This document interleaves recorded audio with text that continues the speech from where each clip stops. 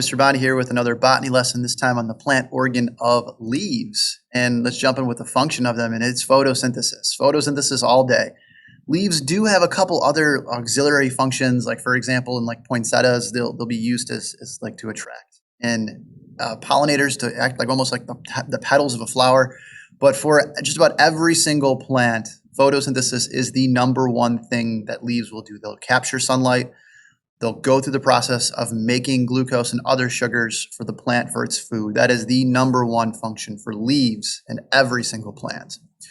Let's take a look at the types of leaves. We'll start over here on the left. This is just a simple leaf. And on the right, we have what's called a compound leaf. Now, compound means many. The simple leaf is just one single leaf all by itself, whereas the compound leaf, technically this whole structure here, this is just considered one leaf, and it's made of many little leaflets. So compound leaves are found in many varieties of hardwood trees and a few other types of plants as well. But technically, this is just described as one leaf, this whole structure put together. We can also talk about needles. Needles make up our conifer plants. And there's a variety of other leaves that we'll find in some of the less common plants too. Like if you think about moss, for example, moss has their own variety of leaves, although they don't have the veination and the vascular tissue because they're avascular. Let's take a look at the external anatomy of the leaf. First, we'll start down here at the stem, which is called the petiole, and then we have the veins that run through it. Now, the veins contain all of the vascular tissue, and then we have, of course, the tip, and then the midrib is considered the major vein that runs down the middle, with these smaller veins branching off to the sides. So again, the point of the veins is to transport water out to the leaves, because the leaves are going to do photosynthesis. They need the water in order to do that process. And then the sugars that get made from it will be transported back down through the phloem, back down through this main vein, through the petiole, and then back into the vascular tissue that runs through the stem and then down even into the roots.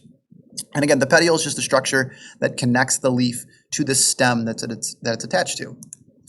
We take a look at the internal anatomy of the leaf. So this has a cross section of a leaf, and we're looking at this essentially microscopically. We'll start up at the top here. We'll start with the cuticle. And the cuticle is a waxy protective layer that's found on the top of the leaf. Now, the reason why we have this waxy layer is it makes the leaf waterproof, at least from the top. Two reasons why we would want that there. The first is that it keeps the water that's inside of the leaf in, and it prevents water buildup on the outside of the leaf. The water will then run off of this cuticle, so we don't have a buildup there. Because if there's a buildup there, then the sunlight that's trying to come through could get dispersed, and then we don't have the same intensity of light to make it through to the cells beneath it. Which takes me to the cells beneath it. These are called the palisade mesophyll, or the palisade for short, and this is a bunch of chlorenchyma cells packed together. Remember, chlorenchyma cells are parenchyma cells that just have a lot of chloroplast in them, and they do a lot of photosynthesis. So this layer is going to be found near the top of a leaf, and it's packed together with these cells to do a lot of photosynthesis.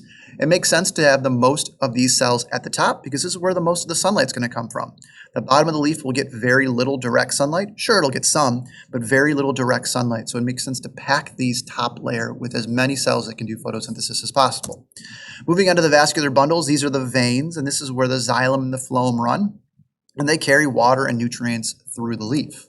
The spongy mesophyll is a layer beneath the palisade mesophyll, and what it does is it has big air gaps in it, or big spaces inside of it, that helps to regulate the pressure of gases within this layer. Specifically, one of the ones that we're really concerned about is water pressure, or water vapor pressure. Of course, oxygen and carbon dioxide can and do get controlled through this as well. But water pressure is a key in this. And then we can look even a little bit further down to the lower epidermis, and then specifically the stomata and guard cells that are within it. The stomata are pores or openings that open up into those air pockets that I had mentioned into the spongy mesophyll. And by opening and closing, they allow water vapor to escape or to be stayed and trapped inside. When the water pressure is high within the leaf, these stomata will actually open up to allow water vapor to escape through a process called transpiration. When water pressure is low, these will stay closed to retain water so the leaf has enough water to continue to do photosynthesis. Let's take a look at those stomata and then therefore guard cells in a little bit more detail. So here on the left we have a stomata that's opened up, and on the right we have a stomata that's closed. Notice the two cells that surround the opening, they're called guard cells. Inside of them, the thing to take note of specifically are the vacuoles. The vacuoles kind of work like water balloons, and they inflate and deflate. when the water balloons, the vacuoles, are inflated, it actually causes the shape of the guard cells to change so that they're open. The reason behind this is if there's enough water to be able to fill the vacuoles, that means the plant's getting enough water and then transpiration can take place. As transpiration happens, it drives a concentration gradient to pull up more water from the roots into the stems and then back up the leaves. It keeps that flow of water moving through the plant. If water pressure is low and the plant needs to conserve its water, the vacuoles will be deflated and it causes the guard cells to remain closed. This typically happens at night, whether the pressure of water is high or low, because the plant's not doing photosynthesis at night anyway, so it doesn't really need a flow of water through it. You take a look at the veination patterns of leaves, and there's three main veination patterns that we can take a look at. Over here on the left, we have a pinnately veined leaf. This has one central vein that runs down the middle with many smaller veins branching out of it. On the upper right, you have a maple leaf there, and it is palmately veined. And think of it like as the veins are sprouting out from the palm of your hand, like your fingers do, where you have many large veins sprouting out from one attachment point, usually right at the petiole. Parallel veins, we find these in monocot plants. They are all veins that run in the same direction. So you'll find this in grass, and tulips, and lilies, and palm leaves. Those are all parallel veined. Let's take a look at some common Michigan leaves and some Michigan plants, some that you're probably familiar with. Here's a maple, specifically this one's a red maple. And then over here on the right-hand side, you can see the helicopters, or there's samaras that it makes. These are its fruit containing its seeds.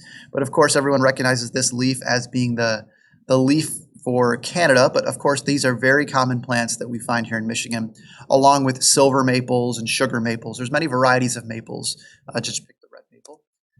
Fir trees, this case would be a balsam fir with its needles and then therefore its cones, which it uses to reproduce with. One of the many common varieties of conifers that we find in Michigan. Here's a red oak, but I also could have put up here a white oak or a pin oak. There's several varieties of oaks that grow in Michigan. Red might be the most populous though, and there's its fruit, its acorns over there on the right. Here's a white pine. And it's long, it's the characteristic long needles of the white pine. And there's its cones over there, which it uses to make its seeds. And there's a black cherry tree, and they make a fruit that squirrels and birds love to eat. And they have a simple leaf that's shown over there on the left. And that's our look at leaves.